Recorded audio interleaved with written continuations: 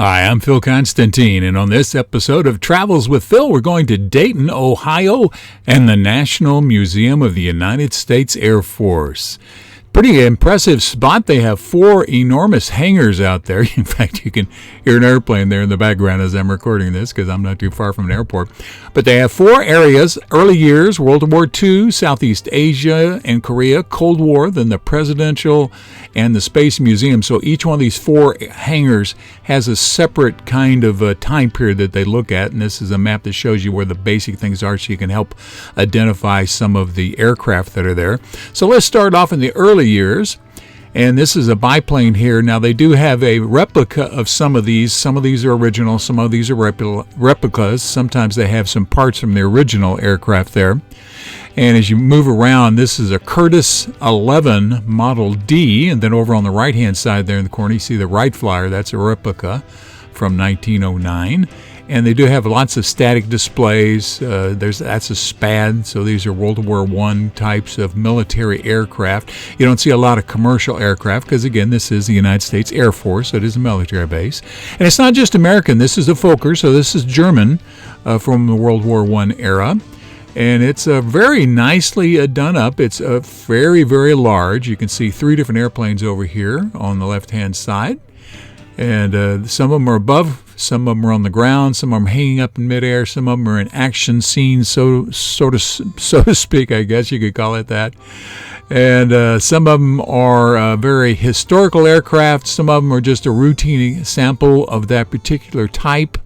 They do have them from all kinds of manufacturers. They're just a laundry list of manufacturers, people who've made various types of aircraft over the years, both in America and around the world. And an autogyro, a P-12, and a Curtiss P-6E Hawk there, those 3 side by side. Sometimes they'll have a human being, a mannequin up there to give you an idea what it might size look like.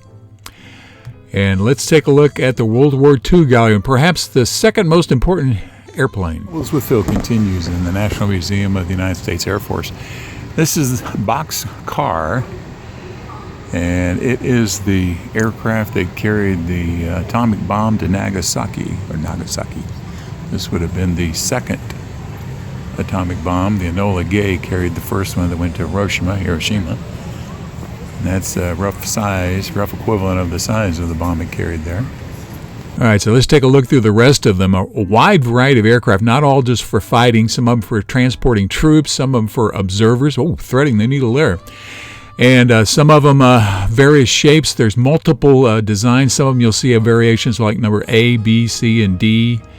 So they changed the design over the course of the aircraft's history. The Catalina, PBY sometimes called. There's Boxcar again.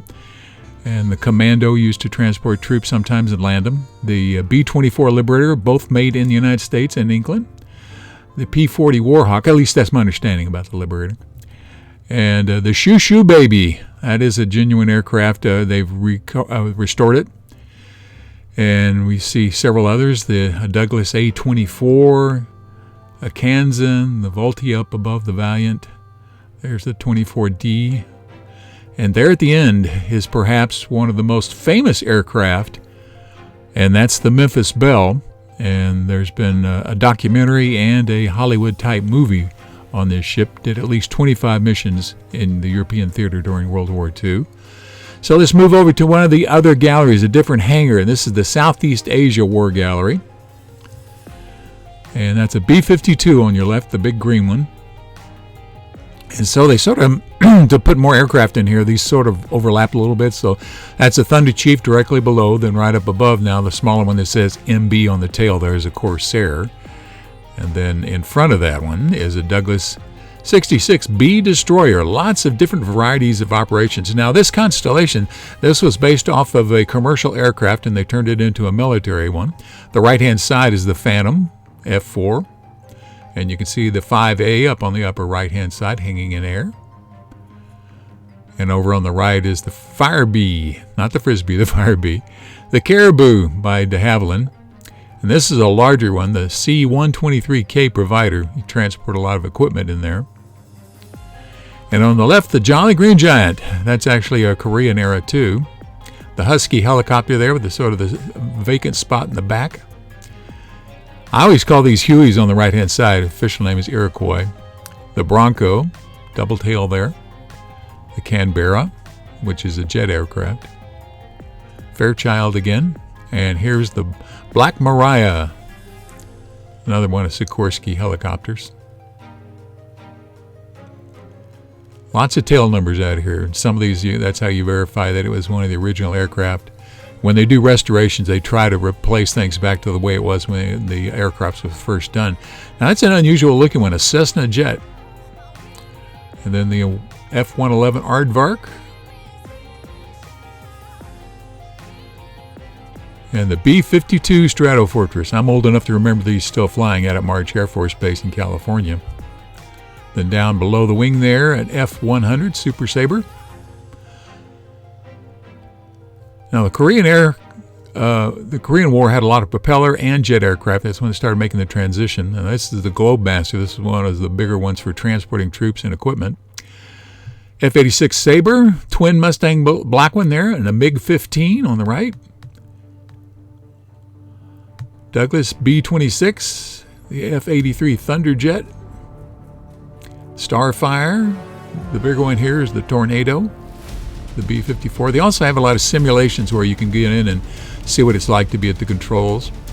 The Chickasaw. All right, moving into the Cold War era. SR-71 Blackbird on the left, Delta Dagger in front of you, then a Starfighter, the big long wings. We've got the RB-57D. The Voodoo, I used to see those fly when I was a teenager. Cargo Master on the left, the Wild Weasel, great name. All right, the Phantom II. Now we also have a MiG, several MiGs in the museum there, so even Russian ones, Soviet Union. There's another MiG on the right. And a 15 Eagle, 15A, again, one of those variations. And then the 117A Nighthawk, one of the stealth aircraft. The Boeing 50D Superfortress was the last, I think that was the last propeller bomber that they made. The Sabre there, they took it apart to show you what it looks like inside. The B-36 Peacemaker, that was called a pusher prop.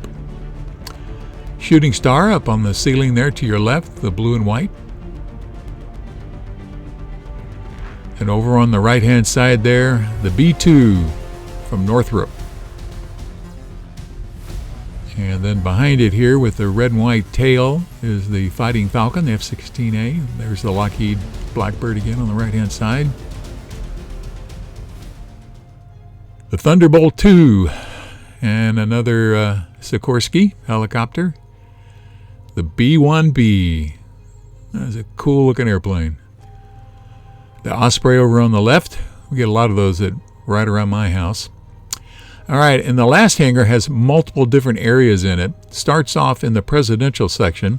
So these are planes that flew the president or the vice president.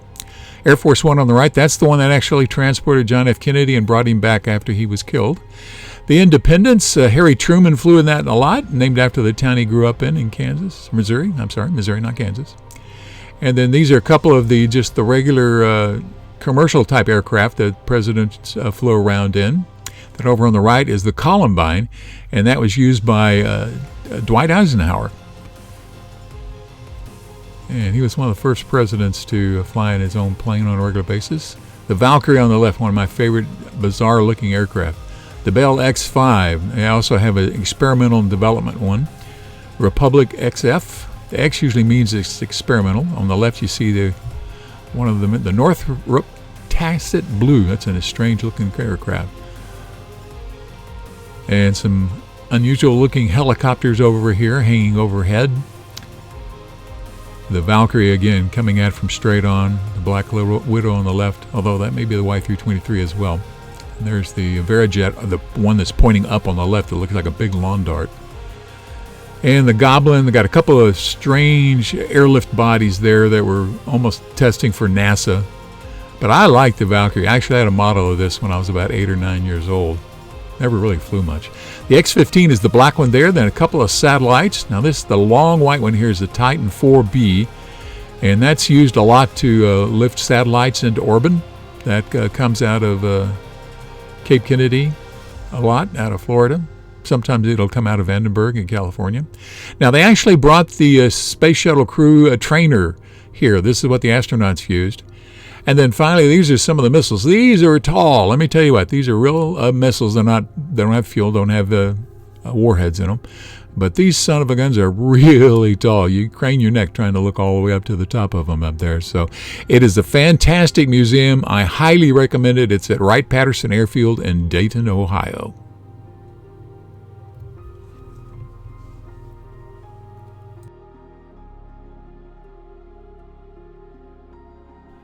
Thank you very much for watching this video. Please feel free to make comments below as long as the language is family friendly. And if you like this video, please click on the thumbs up button below. You can also subscribe to my YouTube channel by clicking on the circle with my picture in it in the lower right hand corner of the video. The arrow is pointing at it now. And once you have subscribed, you can be notified of when I have a new video posted by clicking on the bell icon in the description field below the video. Thanks again for watching.